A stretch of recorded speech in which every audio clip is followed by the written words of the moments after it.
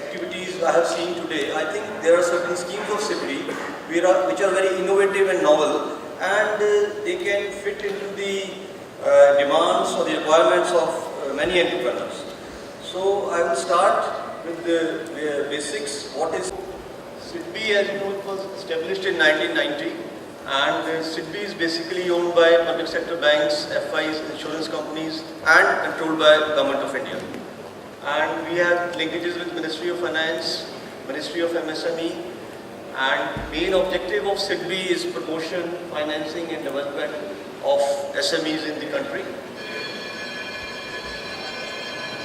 And these are the basic definitions. What are tiny enterprises, what are small or medium scale enterprises. This is related to the investment done in core plant and machinery. We have only to consider the core plant and machinery and not the miscellaneous fixed assets or other ancillary machines which are there. So investment is only for the core plant and machinery, not for small accessories.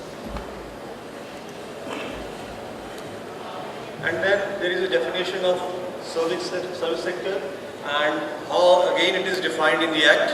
And because this is important, because when SIDBI finances a particular service sector or manufacturing sector unit, the investment limits are important because we have a mandate to finance to small and medium scale units only.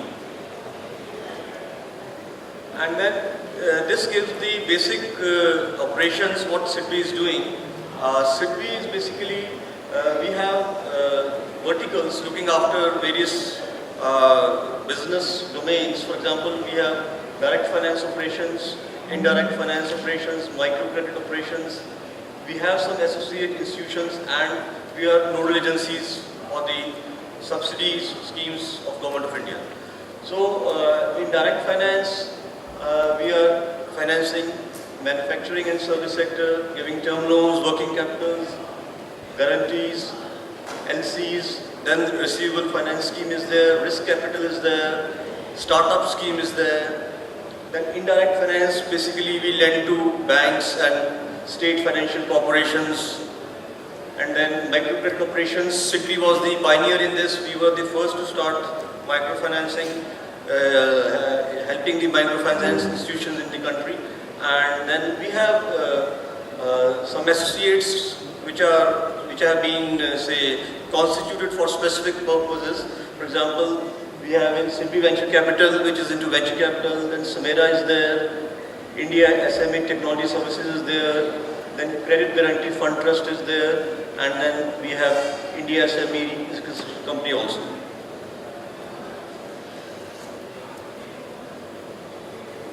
Now, the term lending, as most of you would be knowing, is basically we are financing the new projects, the expansion as well as modernization, diversification, land acquisition and construction of factory building, additional plant, you want to have some modifications in the existing plant.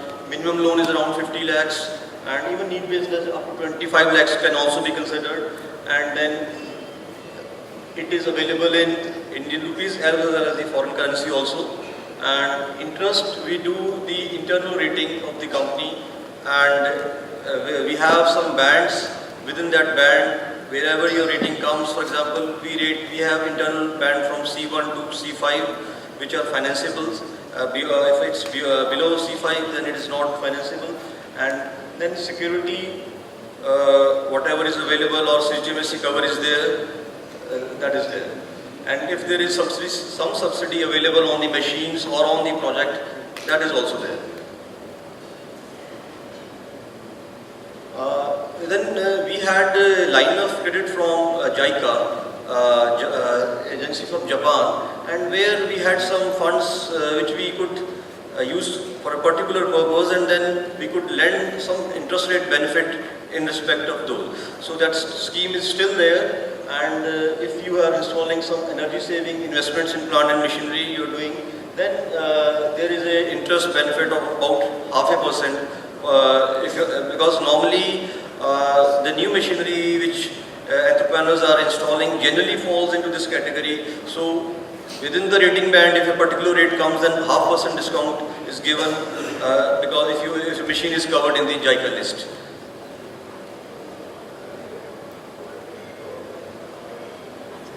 Then we have this growth capital equity assistance for MSME schemes, and this is basically to help them to raise finance and strengthen their business, and it is basically giving money on the strength of your cash flows, and less stress is laid on the security part of it. Then the purpose can be any: expansion, modernization, diversification, R&D, product development, working capital requirement. It serves most of the requirements, whatever needs are there of a particular entrepreneur. And eligibility, that the company is eligible, it has to be some existing unit, it has to have some stable cash flows. So on the basis of that, we see, and then we lend by way of various instruments which are listed below. Then this is for existing customers of SIDBI, where we do appraisal in a very short format, and some additional limit up to 2 crores is given to the existing customers for the upcoming project.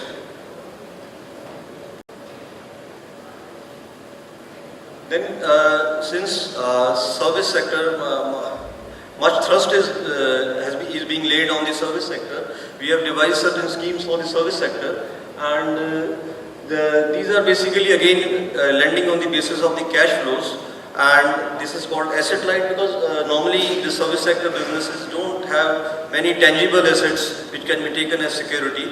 So there are different norms for this, and in the case of say normal case, if we say DER has to be 2:1 or 3:1, here we are more stringent on these, and maybe 1.5:1 is the range. And then we have a secured business loan, which is, I think, most other banks are doing in this. It is basically loan against the collateral property. It can be the industrial plot or it can be the residential plot. And probably most of the banks, they are giving it on the residential plot within the municipal limits, but SIDBI is giving it for industrial plots also.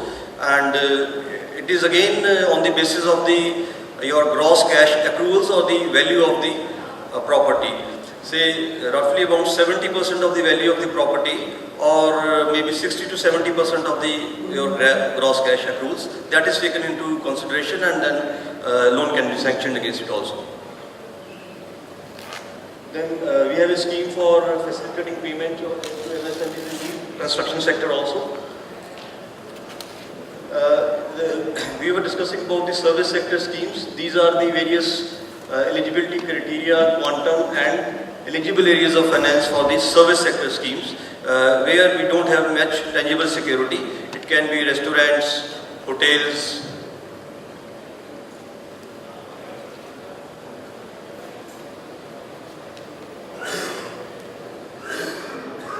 This is one scheme which we have recently come up with. I think not many banks have this scheme. This is basically a scheme for the startups, the entrepreneurs who have started a business, and they are into some scale. I mean, they have some confirmed orders, some revenue is there, and their product is accepted in the market.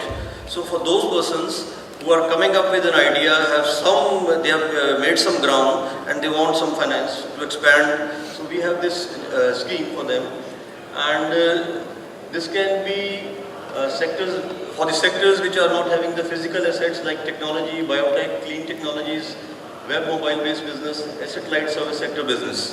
Early stage units where the product accepted and revenue commenced. So some indication should be there that the product has been accepted in the market and some revenue is there. So again, amount is about 2 crores, and here our DER norms are not applicable.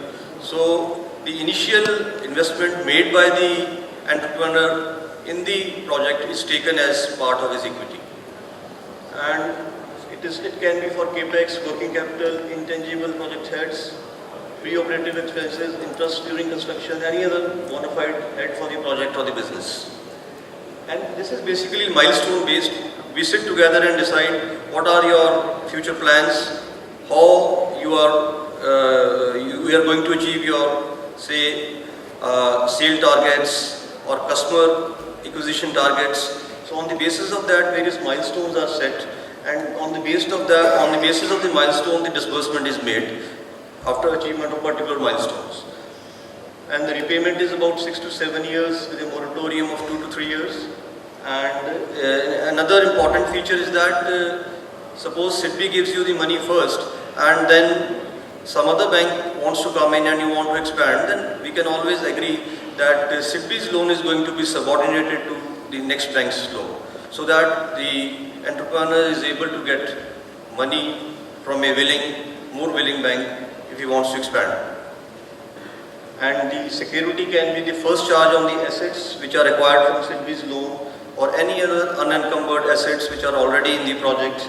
And even CGTMSE cover can be taken in this, and of course the personal guarantee of the promoter directors.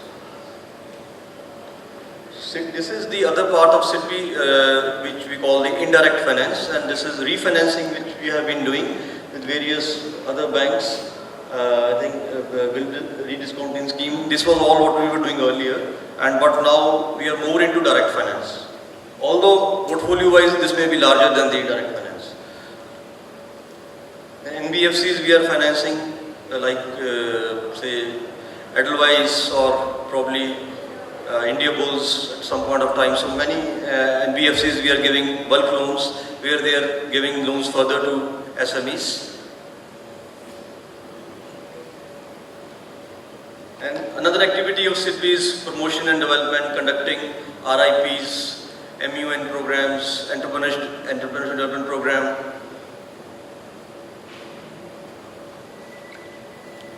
Thank you very much. Any other questions? I am outside, so you are welcome.